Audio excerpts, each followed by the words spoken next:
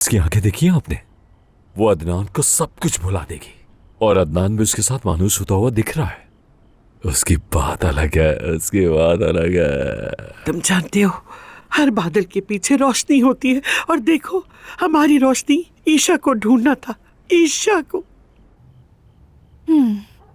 तो आप कह रही हैं कि वो औरत अपनी बेटी को इस्तेमाल करेगी ताकि अदनान को उलझा दे, और आपको लगता है कि वो हमें यहाँ से निकाल सकते हैं? अम्मी, निहायत समझदार और अकलमंद बच्ची मेरी। मुआ। अरे तुम तो सब समझती हो, सारी अकल है तुम्हें, और मैं यहाँ दीवानों की तरह चक्कर काट रही हूँ सुबह से। दिमाग खराब हो गया मेरा।